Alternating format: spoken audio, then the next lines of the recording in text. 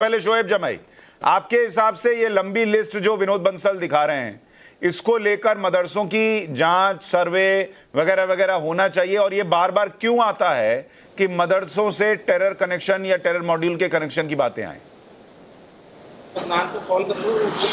पहली बात तो मुझे यही नहीं समझ में आती है कि मदरसे के सर्वे का ऑर्डर सरकार दे रही है, जो भारतीय जनता पार्टी की सरकार, और उसमें मदरसे के लोग हैं या फिर संगठन इसमें एक्टिवली बोल रहे हैं, लेकिन विश्व हिंदू परिषद का इस पूरे मामले में क्या रोल है मैं नहीं समझ पा रहा हूँ। तो आप ऐसे चीजें सरकारी अधिकारियों पर हमला करने वाला देश विरोधी है कि नहीं, आतंकवादी है कि नहीं, आप मुझे बताइए, ईमानदारी से बोलिएगा।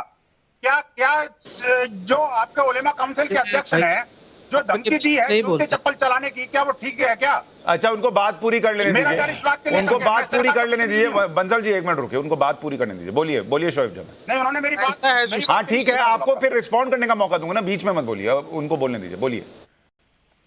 ऐसा है सुशांत जी कि अगर पैनल में इतने सीनियर लोगों के बावजूद भी आप इस तरीके से करेंगे, बीच बीच में किसी को बोलने नहीं देंगे, तो फिर आप पे सवाल उठता है कि आप मेच्योर नहीं है। मेच्योरिटी है तो आप सुनिए। अरे मैंने रोक दिया ना, आप किसी की मेच्योरिटी नॉन मेच्योरिटी पे मत जाइए, आप अपनी बात कहिए ना भाई। मैंने रोक दिया ना उनको, आप बात कहिए। ने क्या कहा? शोएब जमाई बात पूरी कीजिए। हाँ, हम नहीं कर पाएंगे डिबेट, धन्यवाद। आप विनोद बंसल से ही करवा लीजिए। अरे मैं आपको बोलने दे रहा हूं, तो अब आपको क्या दिक्कत हो गई? जब मैं आपको बोलने दे रहा हूं क्या दिक्कत हो गई? एक कमाल बात है। अरे भाई, यहाँ से मदरसे के बारे में आप सी वोटर का एक सर्वे है, उस सर्वे में यहाँ से पूछा गया था कि क्या इस मदरसे सर्वे से राजनीतिक तौर पर बीजेपी को फायदा होगा। जनता को ये मानना है, 70% जनता का ये मानना है कि हाँ, भारतीय जनता पार्टी को राजनीतिक रूप से फायदा हो। अब जनता का अगर ये मानना है तो आप ये समझ लीजिए कि क्यों करवाया जा रहा है सर्वे। हम शाहीन बाग आंदोलन के कन्वीनर है, नेशनल कन्वीनर है, मेरा अपने एक अलग अंदाज है। तो जो सर्वे आएगा आप उसको मान लेंगे, उससे तय हो जाएगा कि सर्वे होगा कि नहीं होगा। एक सर्वे आता है, हर कुछ दिन पर आता है कि नरेंद्र मोदी की जो ग्लोबल रेटिंग है वो दुनिया में सबसे ऊपर है। आप मानते हैं उसको? आप नहीं मानते ना। आप मानते हैं नरेंद्र मोदी में 10,000 दिक्कतें हैं, आपको मुसलमानों को दिक्कत नजर आती है, तो वो सर्वे नहीं मानते हैं आप। 10,000 और सर्वे नहीं मानते हैं। सी वोटर ने एक सर्वे कर दिया जिसमें पब्लिक को लग रहा है कि बीजेपी को फायदा होगा, तो मदरसों को अपग्रेड ना करें तो फायदा नहीं होगा बीजेपी को। अरे तो फायदा होगा। तो आप भाई, मैं ये कह रहा हूं बीजेपी को फायदा हो या नहीं हो ये तो चुनाव में तय होगा। बिना सर्वे कराए भी यूपी जीत गए थे वो, बिना सर्वे कराए यूपी जीते ना बॉस। अभी तो यूपी में होना नहीं है चुनाव, उत्तराखंड में अभी होना नहीं है चुनाव। नया मुद्दा चाहिए ना। आप मान रहे हैं ना कि वोट में फायदा होगा। मैं कब माना?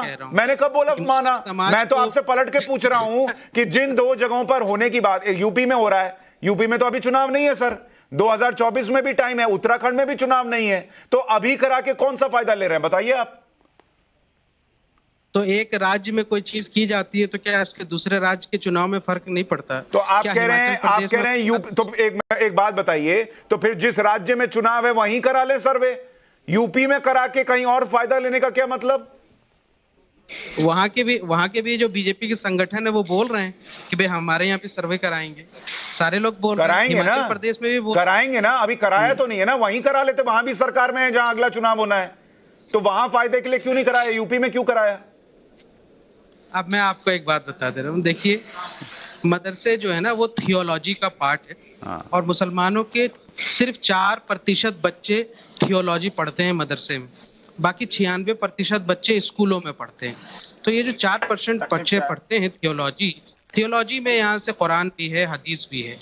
अगर किसी को थियोलॉजी पढ़ाना है, अगर मुझे अपने बच्चे को यहाँ से हाफिज बनाना है, तो मैं किसी आलिम या हाफिज जो मदरसे से पढ़ा हुआ उसको हायर करूंगा, किसी IIT ग्रेजुएट को नहीं हायर करूंगा।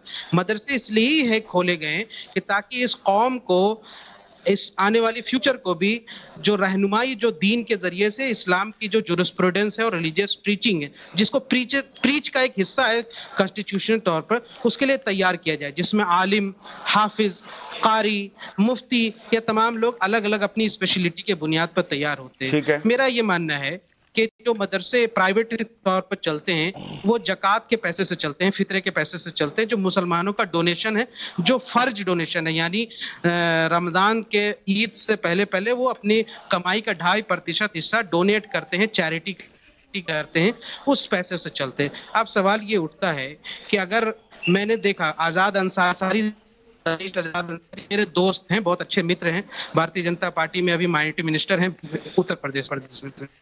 उन्होंने मुझसे कहा और वो मीडिया में भी कह रहे थे कि भाई हमारी नीयत ये है कि हम मदरसे के स्टैंडर्ड को बढ़ाना चाहते हैं, सुख सुविधा जो कमी होगी उसको पूरा करेंगे, फंड देंगे और अच्छी तालीम तरबियत के लिए काम कर रहे हैं। लेकिन जो आपने एजेंडा, आपने जो अपनी पैकेज में चलाया वो ये कहा कि चूंकि मदरसे यहाँ से आतंकवाद का अड्डा बन रहे हैं इसलिए सर्वे किया जा रहा है। तो आपकी और मंत्री जी के बातों में तो बहुत फर्क है। ये बात पर शंका पैदा होती है। अब अगर मैं आपसे कहूं, नहीं, अगर मैं आपसे कहूं, एक मिनट शोएब जमाई जी, अगर मैं आपसे कहूं कि आपको मैं थोड़ी देर के लिए शो से कहता हूं कि आप बाहर होइए, लाइव चल रहा है, इसका पीछे से रिकॉर्डिंग देखिए और फिर मुझे बताइए कि कहां पर यह लाइन कही गई है कि आतंकवादी कनेक्शन निकल रहा है इसलिए सर्वे हो रहा है, और अगर नहीं ढूंढ पाइएगा तो फिर आप आके शो में माफी मांगिएगा।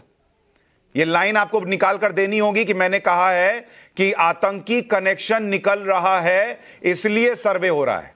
मैंने यह कहा एक तरफ आतंकी कनेक्शन निकल रहा है, दूसरी तरफ सर्वे का विरोध हो रहा है।